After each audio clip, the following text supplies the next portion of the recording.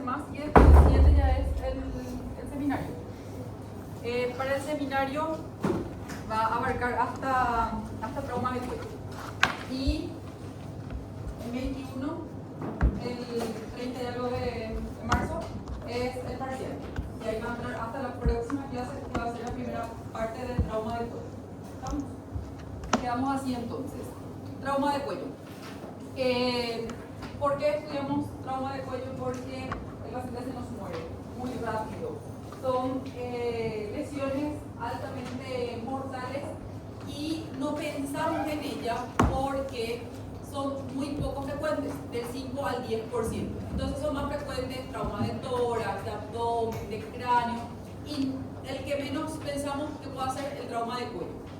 Aparte de que, como es una zona de transición entre la cabeza y el tórax, las clínicas son iguales entre el trauma de cráneo y el trauma de tórax, porque compromete estructuras tanto que van a ayudar a la perfusión cerebral normal y también a la circulación y a la respiración torácica por las vías aéreas, que es una de sus estructuras de su contenido, vasos sanguíneos que va a ayudar a la perfusión cerebral, tenemos médula espinal que va a hacer la movilidad, sensibilidad y movilidad de los miembros, y entonces explica su alta mortalidad porque es una zona de transición.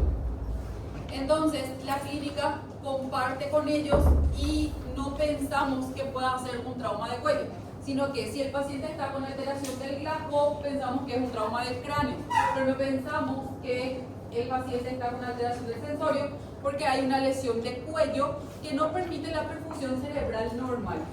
O tenemos un paciente con dificultad respiratoria, pensamos que es un trauma de tórax, sin embargo tenemos lesiones a nivel de vía aérea que también compromete mi ID, que es mi examen físico torácico. Entonces, frecuencia igual en mujeres y en varones, pero vemos más en varones, siempre en jóvenes.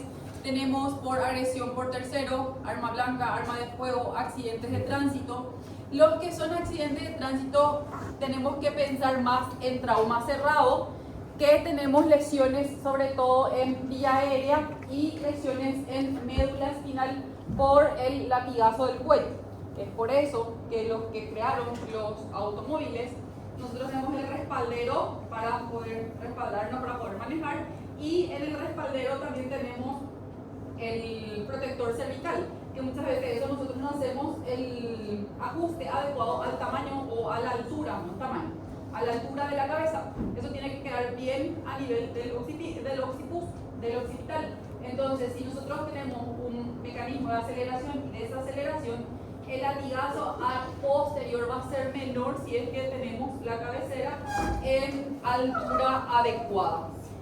La mortalidad se asocia con el retraso del diagnóstico y tratamiento, como les dije. Nosotros no pensamos que sea un trauma de cuello, pensamos que sea un trauma de cráneo, pensamos en un trauma de tórax, y vamos retrasando el diagnóstico del paciente y por ende también el tratamiento, lo que hace que mi paciente sea altamente mortal por las estructuras justamente del contenido del cuello. Tenemos clasificación según mecanismo, encerrado, abierto y penetrante. Los más frecuentes son los penetrantes, los más infrecuentes son encerrados, entonces menos luego pensamos en cuello. ¿Y cuál es la estructura anatómica que tiene que estar comprometida para que yo diga que es un trauma penetrante de cuello? El músculo platisma. Entonces, si el músculo platisma no está comprometido, hablamos de un trauma abierto. Si el músculo platisma está comprometido, hablamos de un trauma penetrante. En el cuello, por anatomía, nosotros hacíamos la clasificación según los triángulos del cuello. En trauma, nosotros hacemos la clasificación según las zonas. Entonces, dependiendo en qué zona está mi lesión, yo puedo pensar cuáles son los órganos que van a estar comprometidos. En la zona 1 va desde el borde superior de la clavícula, el ángulo del esternón, y se va hasta el cartílago cricoides. En la zona 1 tengo la transición justamente de vasos sanguíneos del tórax al cuello. La zona 2 va desde el cartílago cricoides hasta el ángulo de la mandíbula. En la zona 2 podemos encontrar carótidas, yugulares, laringe, faringe, esófago. La zona 3 es del ángulo de la mandíbula. Este paciente está en una hiperextensión del cuello, por eso se ve hasta la zona mandibular. Pero desde el ángulo de la mandíbula a posterior hasta el occipital, que va a ser justamente la base del cráneo. Vamos a tener como contenido de la zona 3 arterias carótidas internas, venas yugulares y nervios craneales. Según la distribución anatómica de las zonas, ¿cuál creen que va a ser la zona más difícil de abordar quirúrgicamente? ¿Por qué?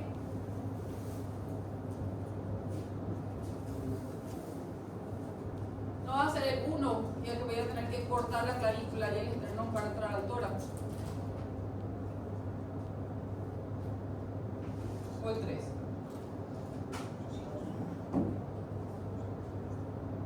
El 3, porque no vamos a poder entrar en la base del cráneo.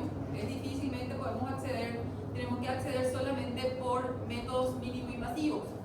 Y tenemos estructuras muy importantes como son las carótidas internas, que van a formar justamente el polígono de Willis y que me van a dar la circulación o la perfusión a nivel cerebral.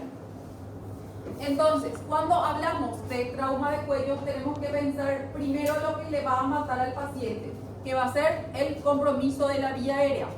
Este compromiso de la vía aérea no solamente se da porque haya una lesión directa en la vía aérea, en la tráquea, en los bronquios, en la laringe, en la faringe, sino que también puede ser por lesiones asociadas o lesiones externas, como ser edema o hematomas que pueden hacer desviación de la tráquea y por ende comprometer la vía aérea. O si bien no colapsa o no desvía, por el simple hecho de haber un hematoma, en algún proceso, en algún momento, como hablamos en el cráneo, va a haber un edema en el lugar por la reabsorción del hematoma y me puede causar también edema de cuerdas vocales, lo que me puede dar un compromiso de vía aérea. Entonces, colapso de estructuras cartilaginosas, en este caso se refiere a la tráquea. Lesiones vasculares, hemorragias externas, hematomas expansivos, shock hipovolémico, que vamos a tener que irnos probablemente a un tratamiento mínimo invasivo, que es la embolización distal, que dijimos que en el caso de una lesión en zona 3 del cuello. Recordarles que la nueva actualización del ATLS me habla del XABCDE, entonces en la X yo ya evalúo si es que tengo una hemorragia externa. Cuando hablamos de hematoma expansivo, hablamos de una lesión arterial, de un sangrado arterial que va a estar probablemente contenido todavía por la piel, puede ser por desgarro. Entonces, mi piel va a estar intacta, no voy a tener una lesión por arma blanca o arma de fuego, pero yo voy a mirar y por debajo de la piel del paciente va a latir ese hematoma. Otra forma de decir hematoma expansivo es que ustedes ven un hematoma en el cuello del paciente, le dan una circunferencia al hematoma con su bolígrafo, con su pincel, lo que ustedes tengan, delimitan ese hematoma y en los minutos y en la hora, si ese hematoma crece, se refiere a un hematoma expansivo y les habla de una lesión arterial. Otra lesión que podemos tener a nivel del cuello es la lesión esofágica y que le consideramos la más difícil de diagnosticar y la más mortal en el paciente, porque me da una complicación difícil de tratar, que es la mediastinitis. ¿Qué es la mediastinitis? ¿Y por qué crees que va a ser si tengo una lesión esofágica? ¿Qué va a causar esa inflamación en el mediastino del paciente? No, pero ¿qué va a causar la inflamación? La biología de la inflamación sí va a causar la inflamación. Eso van a ser los síntomas. Pero ¿por qué se va a inflamar el mediastino?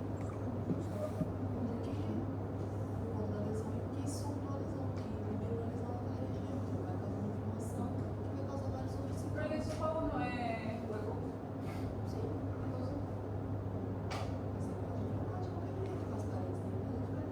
Pero eso va a ser el esófago. No el mediastino.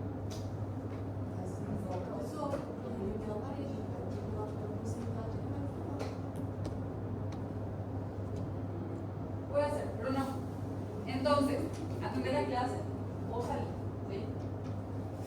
Entonces, la mediastinitis es la lesión esofágica. se justifica porque en el mediastino es un espacio virtual o es un espacio... bueno, entonces, es un espacio virtual, no hay nada, ¿sí? ¿Y es vascularizado o no?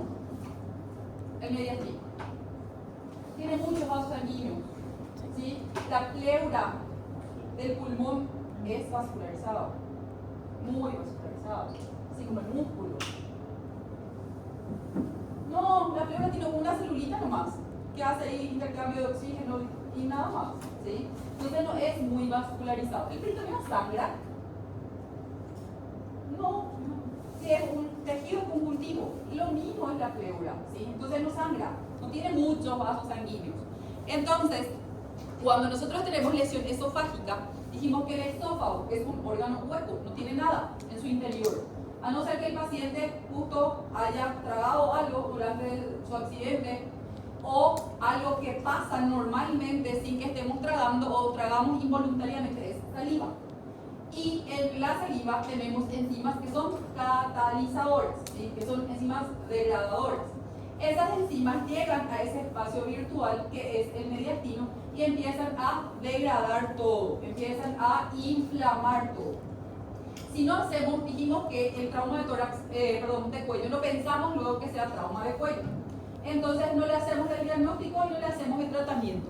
¿Qué es lo primero que el paciente pregunta cuando se llega a internar? ¿Puedo comer? Y la respuesta es siempre sí. ¿Por qué? El paciente, cuanto más rápido le damos su tolerancia vía oral, menos translocación bacteriana y menos complicaciones por el ayuno prolongado. Entonces, nosotros ya vimos cirugía 1, pero igual de todos modos lean, hay una nueva actualización de la dieta en pacientes quirúrgicos. Entonces, le damos de comer al paciente lesión esofágica y la comida del paciente se va al mediastino. Eso se puede quitar de ahí del mediastino. Yo puedo entrar a quitar la comida como quito del bronquio del paciente, como quito por el tubo de drenaje pleural el empiema. No puedo, ¿sí? Entonces empieza ahí a producirse una translocación bacteriana, una infección, y esa infección que es la mediastinitis, no es una inflamación, es una infección. Es muy difícil de tratar porque como no tengo vasos sanguíneos, por más que le haga vancomicina, meropenem, digecitina, colistina por vía endovenosa, no llega al mediastino. El paciente se me muere, ¿sí? ¿Puedo entrar al mediastino? Sí, puedo entrar, pero cuanto más abro el mediastino, más patologías o más infecciones le puedo causar al paciente, ¿sí? Entonces, altamente mortales las lesiones esofágicas. Las lesiones nerviosas podemos tener por compromiso diafragmático de lesión del nervio frénico y lesiones nerviosas también por plexo braquial. Puedo tener lesión nerviosa también, dijimos, por lesiones cervicales. Pero la lesión cervical en un trauma de cuello es muy evidente porque el paciente ya llega sin mover nada. No mueve las piernas o puede mover los miembros superiores, pero no mueve los miembros inferiores. Cursa con tetraplegia. Entonces, como todo paciente de trauma, hacemos la evaluación inicial. Paciente con trauma de cuello, ya voy a encontrar alteraciones en la A, porque va a tener compromiso de la vía aérea. ¿Cuáles son los signos indirectos que me hacen pensar de que tenga una lesión de vía aérea? Primero, disfonía. El paciente está ronco. Vos le preguntas al paciente, vos sos lo así, vos hablabas así antes de tu accidente y dice, no, yo estaba normal y ahora, pero parece nomás que tengo un poco de moco, te dice el paciente. Pero voy a toser enseguida y vamos a ver si me pasa. Y todavía expectora del paciente y tiene hemoptisis. Todo paciente con trauma que tiene hemoptisis no tienen que pensar que es tuberculosis, porque los clínicos le enseñaron que el signo patoneumónico de la tuberculosis es la hemoptisis. Hemoptisis no es igual a TBC, ¿sí? En trauma es igual a lesión de vía aérea. Otro signo que pueden encontrar también es las heridas soplantes. ¿Qué son heridas soplantes? ¿Qué soplan? El paciente respira a través de la herida traumática. Esas son heridas soplantes.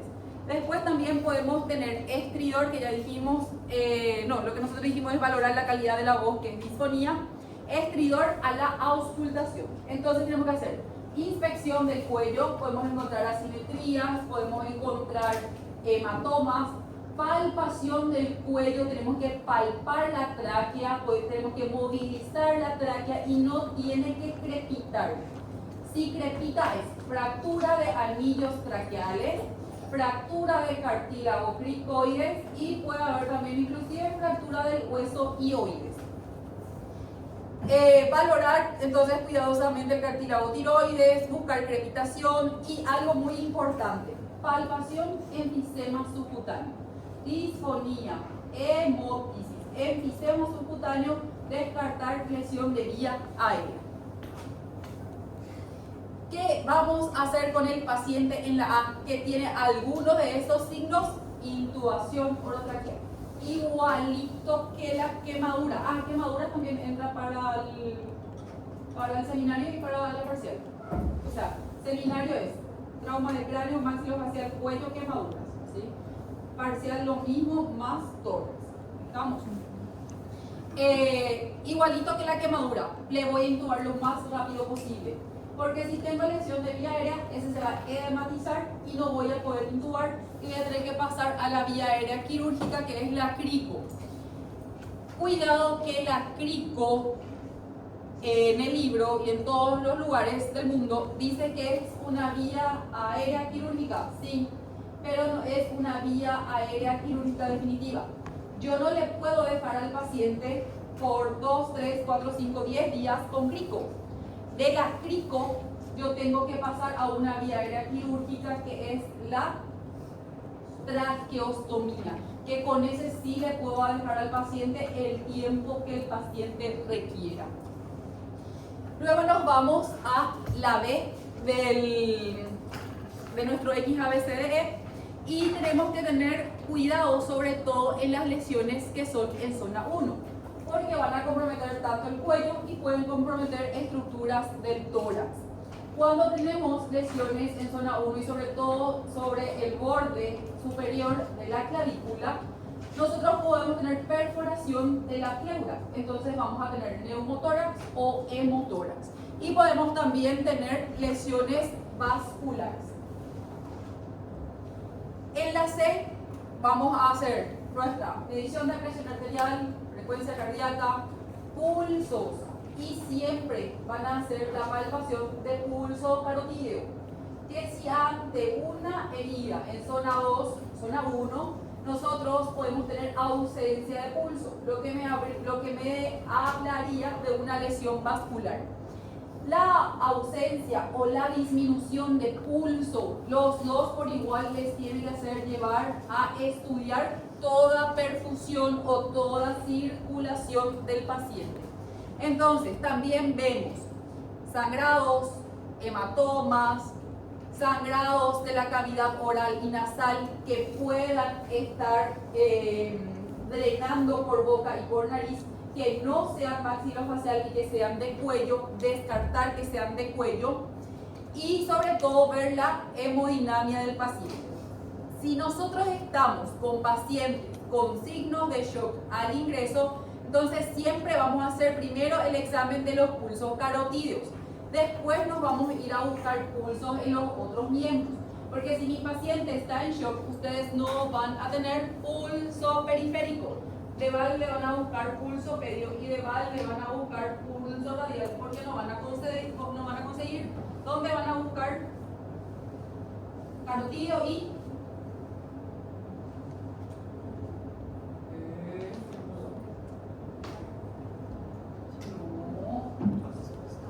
¿dónde son los dos pulsos centrales? Carotídeo y femoral, ¿sí? Nunca los periféricos.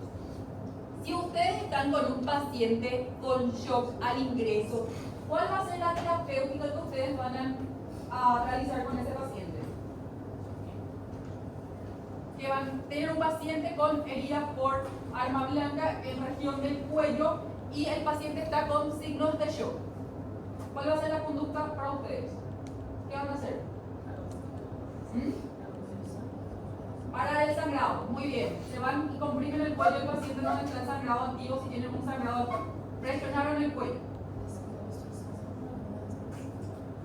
Vía aérea, controlaron la vía aérea. B, respira. C, circulación. Acá estamos en C. ¿Qué vamos a hacer?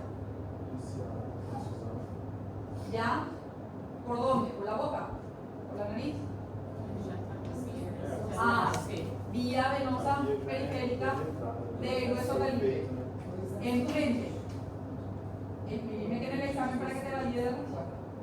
Te prometo que muchísimos no van a escribir vía venosa periférica de hueso calibre.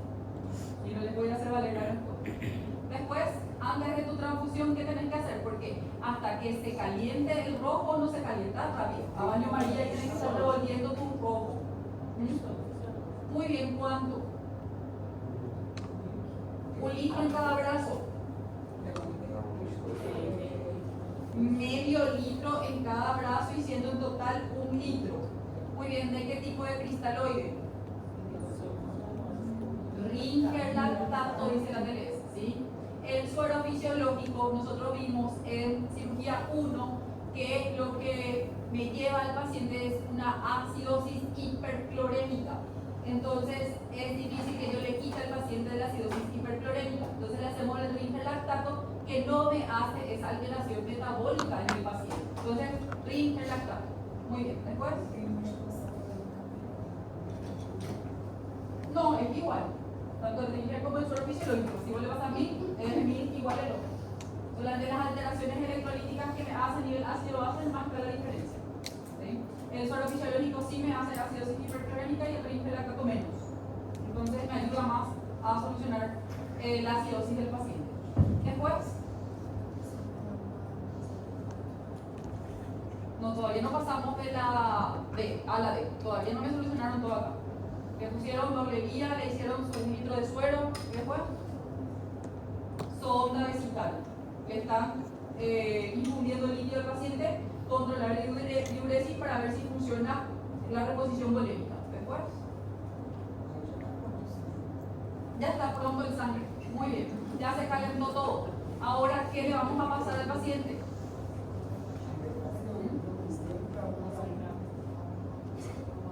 No, todavía no pasamos de la C, todavía no solucionamos la C. Muy bien, inicia protocolo de transfusión masiva. Por cada un volumen de glóbulos rojos, 1 de plasma, 1 de plaquetas y 1 de crioprecipitados. Después, sigue el paciente 80-40 supresión con 1-1-1-1. ¿Qué?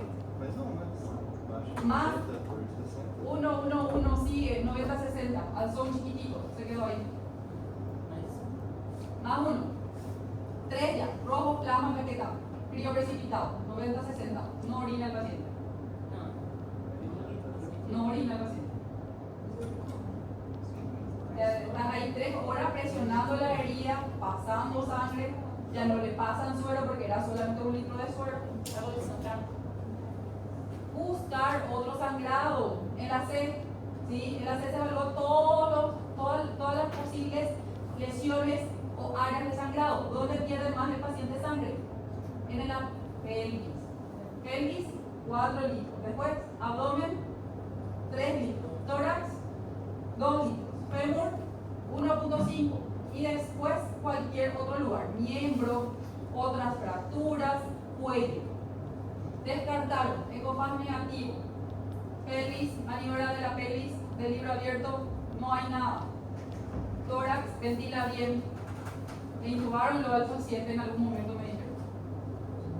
90-60 la versión del paciente. No orina el paciente. Claro, no se pueden quedar presionando ahí en todo momento, pero necesito una respuesta más. 90-60 la presión del paciente, sale a quirófano para ese sangrado para ver si es muscular, si es arterial, si es venoso. Drogas vasoactivas, antes de las drogas vasoactivas.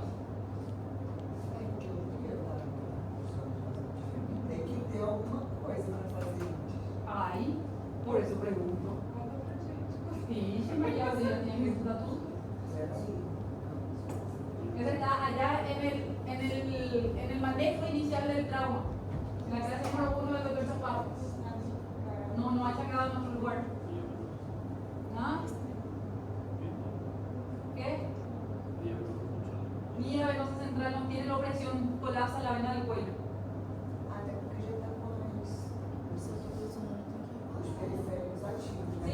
ir al quirófano mientras se sienta la cuestión del paciente.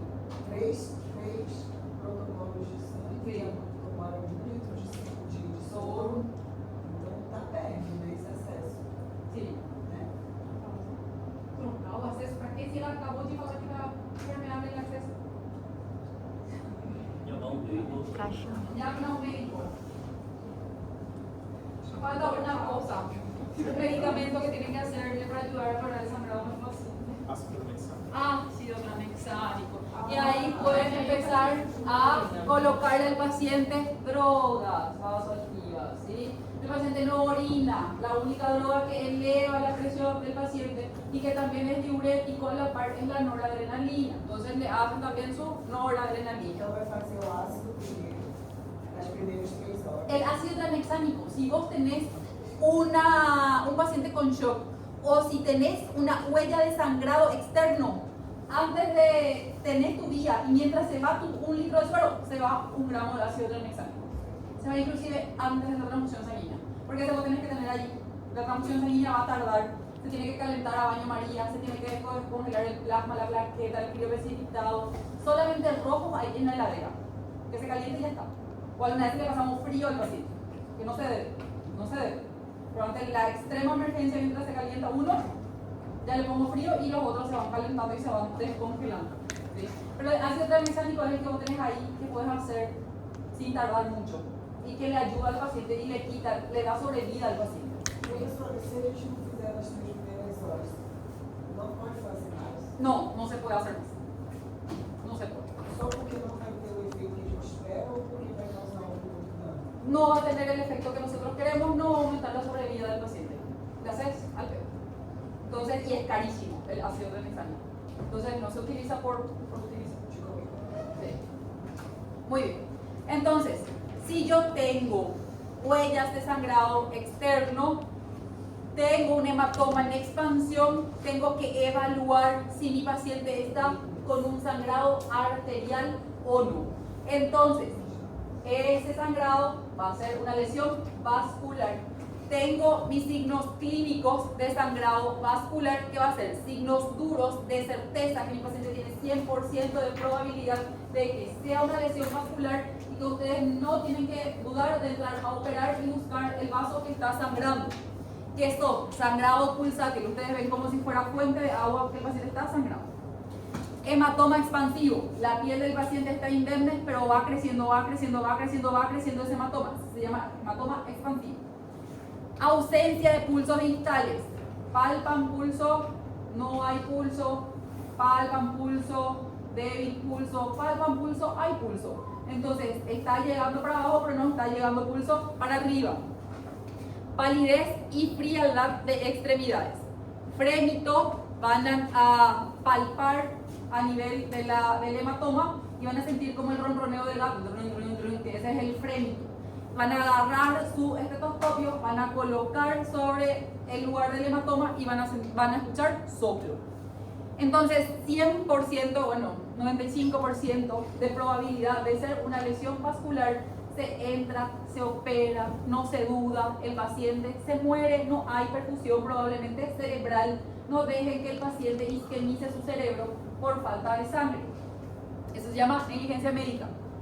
Signos blandos o sospecha de lesión vascular. Puede ser una lesión venosa, que no me compromete la perfusión cerebral, puede ser un sangrado nada más muscular, que pueda parecer una lesión venosa.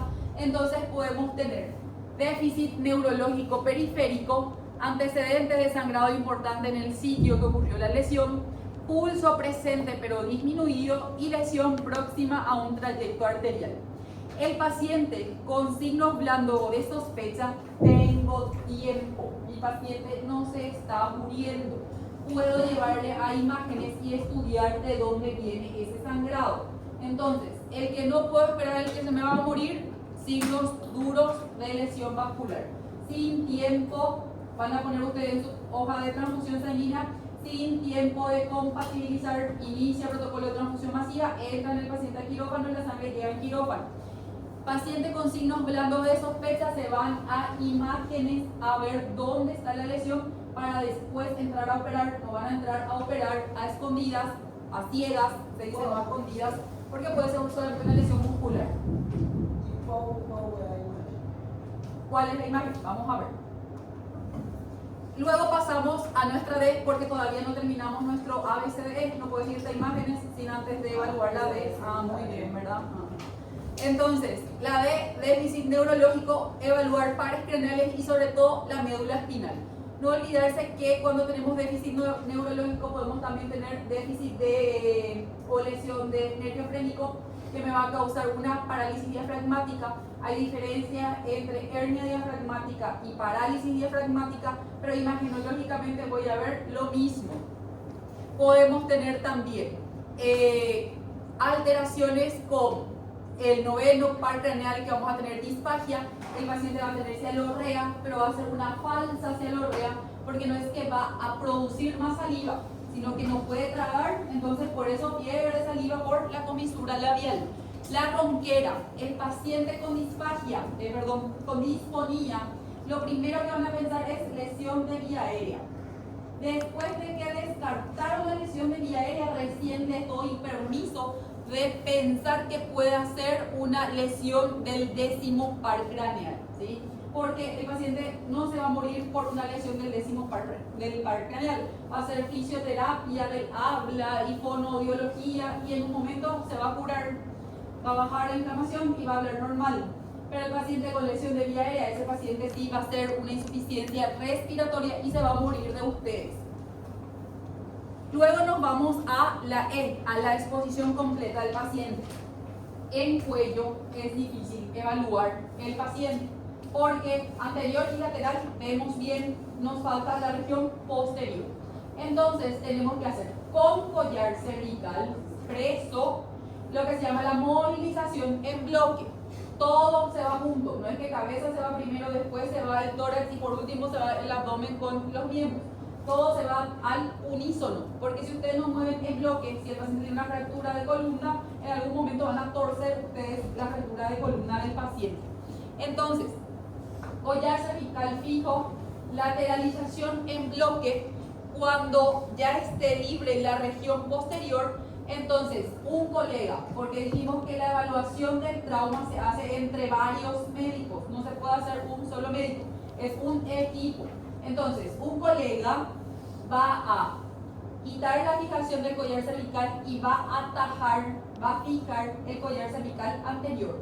El colega que va a evaluar la región posterior va a retirar el collar posterior y va a hacer la evaluación, tanto del cuello y de toda la columna cervical y del resto ya también, porque una vez nomás, no es que cuello le pongo bien, después le muevo otra vez tórax y después le muevo otra vez, no. Una vez toda la región posterior.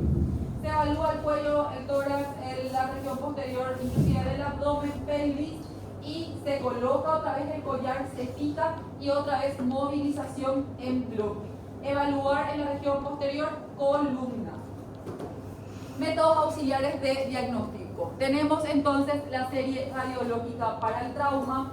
Todo paciente con trauma tiene que tener radiografía de cuello lateral y AP de cuello.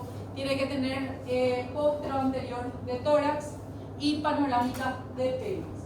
Si el paciente en algún momento de la A, que es el lugar donde yo evalúo el cuello, y en la E, que evalúo la región posterior del cuello, tengo alguna alteración, no hago radiografía de cuello y me voy directo a la tomografía, que voy a poder ver con mayor resolución todas las estructuras del cuello. Si deseo evaluar columna, entonces tomografía. Si deseo hacer un método auxiliar de imagen para evaluar paciente con signos blandos, entonces realizo la angiotac, que es el método auxiliar de imagen que me va a evaluar vasos sanguíneos. Si consigo que el imagenólogo me haga lo que se llama una reconstrucción 3D en las vías aéreas, voy a poder evaluar vía aérea. Pero si no tengo esa reconstrucción 3D, igual hay signos indirectos tomográficos de lesión de vía aérea y lesión esofágica, que es enfisema subcutáneo 1. Y si me dijeron que el esófago está en el medio mediastino, ¿qué voy a tener? Líquido en el mediastino, aire, primero aire, y después, un poquito más adelante, la saliva que el paciente va a ir tragando chiquitito, ¿sí? No se va a juntar mucho, muy rápido. Entonces, aire va a ser el primer signo. Eso se llama neumomediastino. Entonces, si tenemos neumomediastino, pensar en lesión de vía aérea, pensar en lesión esofágica. Si tengo enfisema subcutáneo, pensar en lesión de vía aérea y pensar en lesión esofágica. Para poder confirmar la lesión esofágica, entonces me tengo que ir al método auxiliar de imagen, que es la endoscopía. No hay otra manera, no hay contraste, no le pasen contraste, por el amor de Dios, al paciente con probable lesión de estófago, porque el contraste va a ser yodo o va a ser bario, que es súper irritativo y le van a matar al paciente de una neumonitis, pero si va a morir en 5 días, va a morir en 12 horas el paciente, ¿sí? Entonces, endoscopía. No se hace esofagograma. Broncoscopía para evaluar las lesiones del árbol traqueobronquial, que va a ser mis lesiones de vía aérea. La diferencia que tenemos entre la endoscopía y la broncoscopía, que la endoscopía solamente me hace el diagnóstico de la lesión esofágica, no me hace tratamiento. Sin embargo, si la broncoscopía tanto puede ser diagnóstica y terapéutica, porque hay lesiones del árbol traqueobronquial que son menores a 0,5 a 1,5 de diámetro. Esas lesiones no requieren de reparamiento quirúrgico. Se hizo la broncoscopía, se hizo el diagnóstico, no hay más nada que hacer, tratamiento conservador, siempre y cuando el paciente esté intubado. Después tenemos la arteriografía. La arteriografía reemplaza la angiotac cuando tengo arteriografía. ¿Qué necesito para tener arteriografía? Un especialista, un cirujano vascular, hemodinamista. O sea que no sé si van a tener en todos los lugares en donde ustedes se van a ir a hacer ejercer su profesión médica. Entonces, ¿qué es lo que más tenemos generalmente? La angiotac. Entonces, si tengo arteriografía, mejor, porque es igualito que la broncoscopía. Le mando, bueno, no igualito que la broncoscopía, porque en la broncoscopía no le mando contraste, pero me refiero a que es diagnóstico y tratamiento a la par. En la arteriografía lo que yo hago es mandar contraste por la arteria, generalmente la femoral, llego hasta los vasos del cuello, contrasto, mando contraste, radiografía, veo la imagen. Si tengo buena vascularización, si llega al cerebro, si veo polígono de Willis, belleza, quito mi trocar, termino mi procedimiento. Se comprime porque es arteria, ¿sí? Se me puede formar un gran hematoma. Si es que voy, tiro contraste y tengo un defecto de relleno, no pasa el contraste a distal, entonces quiere decir que tengo una lesión y pueden solucionar en ese mismo tiempo. Colocan un stent a las paredes y tienen otra vez flujo sanguíneo. No tienen flujo sanguíneo con el stent, otra vez defecto de relleno, termina el procedimiento quirúrgico y nos vamos termina el procedimiento intervencionista y nos vamos a un procedimiento quirúrgico. En el último caso, que ya estén allá, no sé, en la Conchinchina, que no tengan arteriografía, que no tengan angiotac, o que el paciente tenga una insuficiencia renal, no se pueda hacer angiotac y están en un centro de mayor complejidad, otra opción que tienen es el ecodoppler para vasos carotídeos, pero no es 100% fiable, entonces no nos hacemos de útil de ese método auxiliar. Entonces, le tratamos a nuestro paciente con trauma de cuello, aseguramos la vía aérea, que es la primordial, la prioridad absoluta, intubación orotraqueal, tengo un hematoma, está lateralizado la tráquea, no puedo intubar. Si no puedo intubar, no van a poder hacer crico porque está todo lateralizado, no tienen anatomía. Entonces tienen que llamarle al anestesiólogo o al neumólogo, que son los especialistas que trabajan con la broncoscopía flexible. Entonces le hace una nasofibro-broncoscopía y le hace una intubación nasotraqueal. Eso también existe es también una opción en trauma de cuello, no en trauma facial. Si mi paciente tiene un trauma facial concomitante, olvídense. Le hacen un tajo grande al paciente en el cuello y tratan de encontrar la cricoides si es que está lateralizado, ¿sí? Porque el ejemplo mío fue, ¿qué pasa si tiene un gran hematoma que lateraliza todo y no tengo la anatomía? Puedo usar entonces la nasofibrobroncoscopia. Fluidoterapia, ya hablamos, 1000 cc de Ringer lactato, control de la hemorragia para mantener la estabilidad hemodinámica. ¿Y cómo voy a hacer el control de la hemodinamia de la hemorragia en el cuello? No me digan torniquete porque ¿cómo controlo la hemorragia en el cuello? Presión, balón, una sonda vesical infla un balón, pero va a tener que ser dos, distal y proximal, distal. Y después, lo más fácil, antes que el balón es difícil. ¿Ah? Esa es presión, compresión. Presión es taponar, o balón es taponar. ¿O qué más se puede taponar? Si no es con el dedo y con el balón. Gasa va a ser con tu dedo, porque la gasa sola colocas ahí y no va a taponar. Entonces, gasa y dedo, es digital. Muy bien. Instrumentales quirúrgicos, pinzas hemostáticas, cualquier pinza que tengan, no le agarren con una kosher, por el amor de Dios, pero en fin, cualquier cosa que pince. Analgesia adecuada y cuidado con la sedación del paciente, porque ustedes en el contexto de una analgesia, porque le pinzaron el cuello al paciente, el paciente va a estar ahí, a cada vaso sanguíneo hay un nervio con cada vaso sanguíneo. Entonces, ¿qué hacemos? Pasamos a una sedación o con opioides que provocan sedación. Y eso me va a hacer disminución de la alteración del sensorio. ¿Y qué van a pensar ustedes? Mi paciente está en shock. Y proceden a la intubación del paciente. Cuando ustedes le intuban a un paciente en shock, el paciente va a parar de ustedes. Porque ya está luego hipotenso, ustedes le hacen midazolam, fentanilo, propofol, ketamina, atracuyo, lo que encuentran, entonces le bajan más la presión al paciente y el paciente para de ustedes. Entonces, cuidado la intubación en pacientes con hemodinamia inestable. Y la sedación controlada, generalmente utilizamos fentanilo. El fentanilo hace hipotensión y hace también bradicardia. Entonces, cuidado con el fentanilo. Profilaxis antibiótica en heridas penetrantes, y si tengo sospecha de lesión digestiva, recordar que el paciente me va a hacer como complicación mediastinitis y que el paciente probablemente se me muera. Entonces, tempranamente ustedes ya le ponen un meropenem, vancomicina al paciente con lesión esofágica. Inhibidores de secreción gástrica si hay sospecha de lesión esofágica. Tratamiento quirúrgico. ¿Cuándo le voy a operar al paciente? Siempre que tengo signos duros, dijimos no dudo, ¿sí? Signos duros no dudo, opero.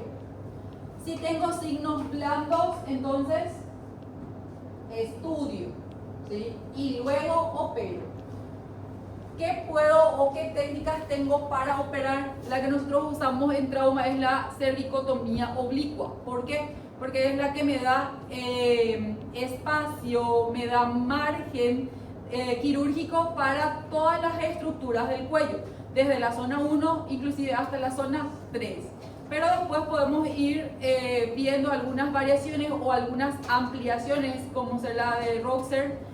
Y otra que utilizamos mucho, que no vemos acá, pero les muestro, que es la cervicotomía de Kosher, que es la incisión en collar. Otro tipo de tratamiento quirúrgico que nosotros tenemos que ver son las lesiones vasculares. ¿Por qué? Porque dijimos que si tenemos lesiones vasculares en cuello, nosotros podemos tener alteración o compromiso de la vascularización y de la perfusión cerebral. ¿Qué va a pasar con ese paciente? ¿Va a isquemizar su cerebro? ¿Se va a recuperar? No, le van a dejar así plantita a su paciente. Entonces, hay algo que ustedes tienen que hacer como médicos generales, que es el shunt. ¿Qué es el shunt? Un puente. ¿Entre qué? Entre los dos cabos del vaso sanguíneo que se perforó, sea por arma blanca, arma de fuego o por un estallido, por un trauma cerrado. Entonces vino algo, le aplastó el cuello y se perforó, qué sé yo, la arteria carótida interna en su nacimiento. Bueno, entonces sí, en su nacimiento para hacerle más fácil la vida, porque si ya un poquito más adentro obviamente no van a poder solucionar. Entonces, en su nacimiento tengo una lesión de arteria carótida interna. Entonces lo que van a hacer es, el paciente va a estar con un sangrado activo. Van a agarrar ambos cabos de donde sangra y van a presionar, dijimos, ¿verdad? Con hemostática o con cualquier instrumental que ustedes tengan que pare el sangrado del paciente. Tranquilamente que van a anestesiar la zona al paciente porque le va a doler la vida a la pinza. Y en eso ustedes ya pidieron una sonda nasogástrica, K35, K33. Ustedes van a mirar obviamente el diámetro de la arteria para poder elegir la sonda. Hasta puede ser una Foley 8, una Foley 10, una Foley 16. ¿Por qué una nasogástrica y por qué no una Foley de primera línea? Porque la Foley colapsa más rápido y la nasogástrica es de una estructura un poco más rígida. Entonces, la que colapsa es la vena y la arteria es rígida. Entonces, sonda nasogástrica.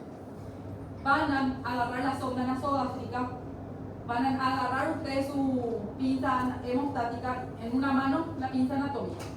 Alguien les va a quitar la hemostática, ustedes van a agarrar la puntita de su vaso sanguíneo, va a empezar a sangrar, obviamente no se van a quedar mirando mucho tiempo, van a agarrar la pinza anatómica con su sonda y van a poner adentro del vaso sanguíneo. Una vez que la sonda está dentro del vaso sanguíneo, van a decirle otra vez a su colega que le pince con la hemostática. Pinzó, paró el sangrado, terminó. Ahora nos vamos al segundo borde. Estiro mi sonda nasogástrica y veo que alcance intraluminal de mi vaso distal. Cortan la sonda nasogástrica porque la sonda nasogástrica es súper larga, ¿sí? Cortan solamente el largor que necesitan, corte. Y ahora otra vez, anatómica el bordecito de la arteria. Alguien quita la hemostática y coloco adentro el otro borde de la sonda nasogástrica, pinzan otra vez con la hemostática. Terminó otra vez el sangrado. Limpio, seco. Hilo. El hilo que tengan con tal de que no sea nylon ni prolene que se desliza. Bicrip, ácido polglicólico, seda, algodón, lo que tengan, del número que tengan. Agarran y atan la sonda nasogástrica por el vaso sanguíneo. ¿Sí? Atan 3 nuditos. No importa si no saben hacer nudo, hagan como hacen su cordón. ¿Sí? Y terminan. Otra vez corto el hilo y me voy a hacer el otro. Una vez hecho todo el nudo, quito la sonda nasogástrica, quito la pinza hemostática y la pinza hemostática y tengo que ver cómo corre la sangre por mi sonda nasogástrica. Le ponen una compresa al paciente, le lían el cuello, obviamente sin colapsar por favor, ¿verdad? Le ponen un leucoplast y le transfieren al paciente. Este se llama un shunt y eso es una cirugía de control de daños. Entonces, yo estoy segura que el doctor Chaparro me explica en abdomen. Definición de cirugía de control de daños.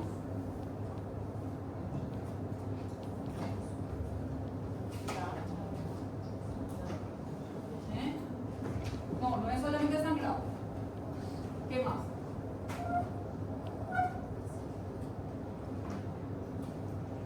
Cirugía.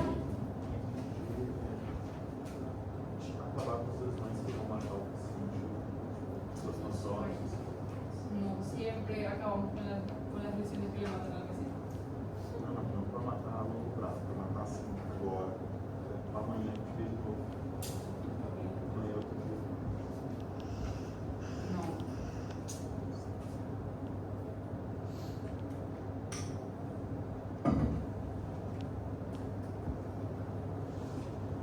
Definición de cirugía de control de daño. Me parece que se la voy a ver.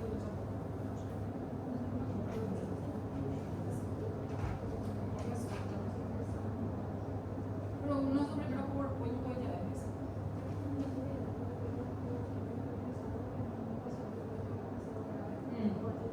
Bueno, muy bien. Cirugía corta, menor o igual a 45 minutos. El cirujano tiene 45 minutos para decidir si llega a un control de daños o si pasa a una cirugía definitiva que va a ser más de 45 minutos. Muy bien, control de daños, cirugía control de daños. Cirugía corta de 45 minutos. ¿De acuerdo?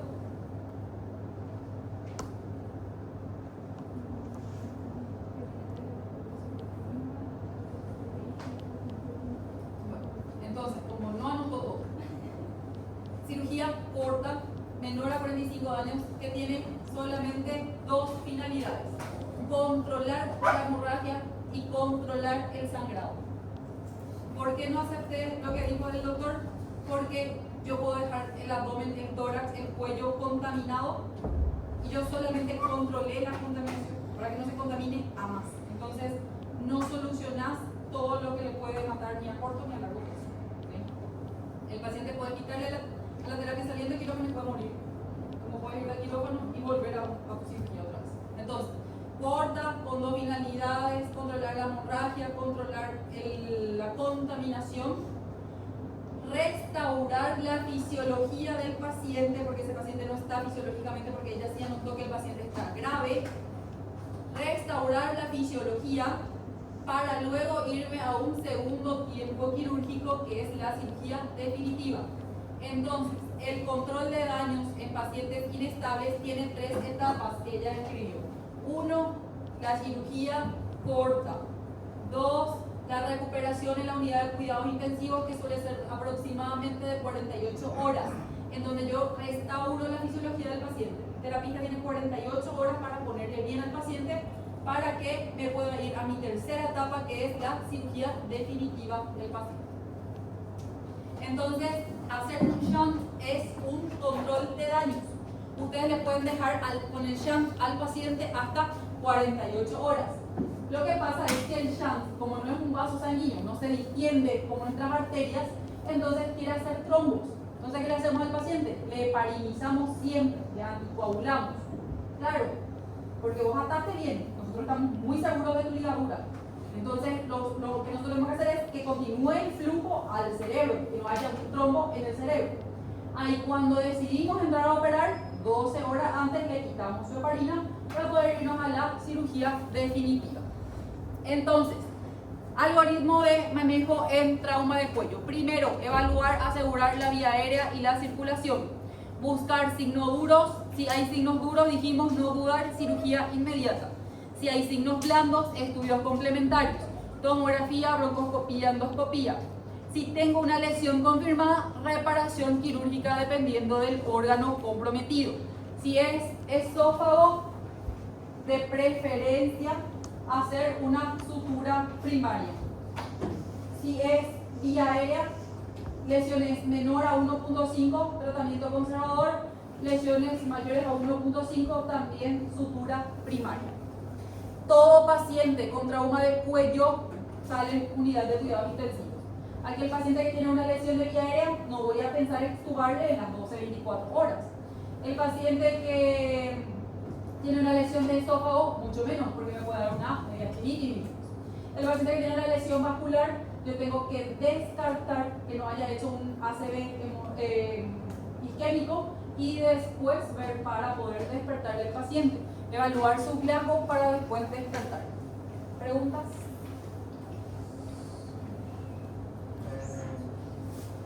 A senhora disse que se eu tenho um trauma de via aérea, o primeiro passo é a intubação. Mas eu não corro risco durante a intubação de aumentar a minha lesão de via aérea? No vas a ventilar a tu paciente. Va a ser así como el COVID. Intubación de secuencia rápida. Mas eu falo na hora de passar o tubo, eu corro o risco de aumentar a lesão. La lesión no, porque tu laringo no llega a tu vía aérea. Tu laringo solamente va, inclusive te muestra tu vía aérea, no llega hasta la vía aérea. Y tu tubo está configurado de una forma, igual que todos los catéteres, con una punta que es circunferencial y que es atromada. Entonces no va a la zona de la lesión. Al contrario, utilizamos el tubo para insuflar el balón del tubo, para que ojalá el balón se quede en el tubo, para que ya no haya más fugas y pueda ventilar súper bien. ¿Preguntas? Es el examen prohibido de preguntas.